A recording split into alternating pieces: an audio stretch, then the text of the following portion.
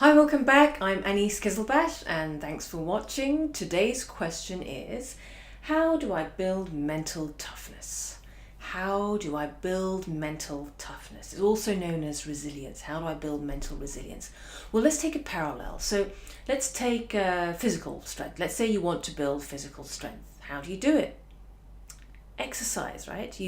Regular exercise. So let's say I want to build upper body strength. Let's say I want to build up my arms.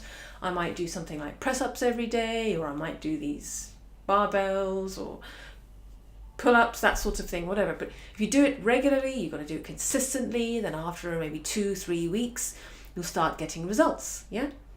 Equally, if I then stop for another week after that, or 2 weeks, your body starts reversing the effect. So it does require consistent exercise to build strength. Well, the same principle applies when it comes to building mental strength. It requires regular, consistent exercise.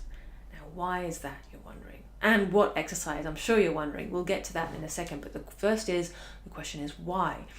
See, when it comes to experiencing a setback, let's say you get a rejection, or you fail, you make a mistake, or something happens, and then it's how you respond to it that determines your strength, your mental strength, right? Does it worry you for hours? Does it worry you for days? Does it take you off for a week? Does it keep you up at night? 2 weeks later, do you suddenly wake up in a worry about it? So if it takes a long time to recover, and you're still worrying and you're still stressed about it, then you're weakening your body as well, because your body is in this survival mode. So mental strength comes from the ability to be able to, okay, something bad happened, you experience the emotion. I'm not saying you deny it, you experience it, but you don't stay in it. You don't stay there. If you stay in that emotion, it can easily wind down to depression. And I've been there. If you continue those thoughts, it keeps chewing on itself. If you keep ruminating on them, it can easily lead you down to depression.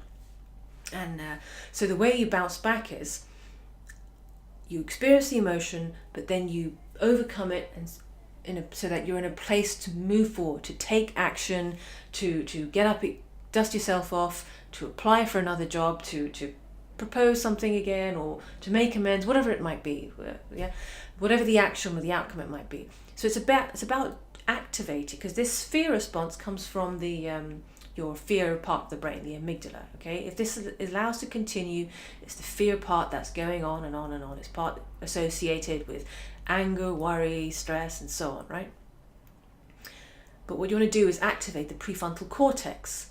Prefrontal cortex is the wiser part of your brain. It's the part of your brain associated with self-control, creativity, insight, intuition, decision-making, prioritizing. So it's wise executive functions. So you want to quickly activate that part of the brain. And the way you do it, the way you begin to do it, is you begin to control your thoughts. You begin to control your attention. So you can say to yourself, okay, I'm not going to choose that thought, I'm going to start thinking that thought instead. Now you might be thinking, what? Control my thoughts? Are you crazy? It is possible. And the way you can start is first by being aware of your thoughts. The first step to controlling your thoughts is being aware of your thoughts. Okay? So here's what you can do. Here's an exercise you can do every day, just 3 minutes. I just invite you to start by doing 3 minutes. Probably thinking, what, 3 minutes? You wouldn't go to the gym for 3 minutes? It's better to start doing something than not at all. When the way humans are wired, we're more likely to procrastinate if I tell you do it for 20 minutes or half an hour a day. 3 minutes is just about getting started and doing something consistently. So here's what it is. You sit down. So after watching this video, maybe you could start. Switch your phone notifications off. Set your timer for 3 minutes. Close the laptop. And then turn your phone upside down so you don't get disturbed. And sit there and watch your thoughts for 3 minutes. Just watch your thoughts. So you're sitting there, you can close your eyes. All right, what am I thinking? What am I thinking? Oh, yeah, Amazon show I want to watch. I wonder what's going on. I can't wait for the next episode. Oh, I must do that shopping. I must get those shopping ingredients. oh, I must reply to that email, whatever it might be. Just watch them, be aware of thoughts that pop up in your head. Just do it for 3 minutes. Now, why am I asking you to do that? See, what happens, the reason we get stressed is because our thoughts and emotions are controlling us. That's where the problem comes from. Thoughts and emotions are controlling us. We were never taught. I certainly wasn't taught. I didn't learn it in school. I learned it through figuring out how to overcome my depression and addiction and so on. You control your thoughts. That's how you build strength. But you've got to start first by observing them. Okay? When you're aware of them, watching the thought creates a detachment. Instead of being attached to it and being taken all over the place by them and down the negative loop, which mostly happens because your brain has this thing called a negativity bias. It's a habit of thought because we're constantly bombarded externally by negative messages, advertisers, news, social media, threat responses, comparing ourselves to others. We constantly feel, our ego constantly feel like it's being attacked. We constantly feel like we're in danger, in psychological danger. And when we feel like we're in danger, your brain triggers the stress and fear response, and that, it manifests in its body, through, increased heart rate, shallow breath, tense stomach, tense all over. And when you're in survival mode, when your body's in survival mode, it stops your body's natural repair systems. It delays you getting over illnesses. It delays you recovering from cuts as well. So it delays your physical resilience as well. Okay?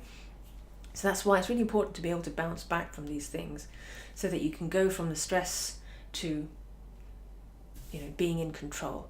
So the way you start building mental resilience is by controlling your thoughts rather than letting your thoughts control you. In order to start controlling them, you've got to start observing them, because you can't control what you can't see. Okay, so your exercise every day, 3 minutes for 3 weeks, sit in a quiet spot and just watch your thoughts. What am I thinking? Ask yourself, what am I thinking? And then watch. Okay, so hopefully that helps. Please share this with someone who can use this help.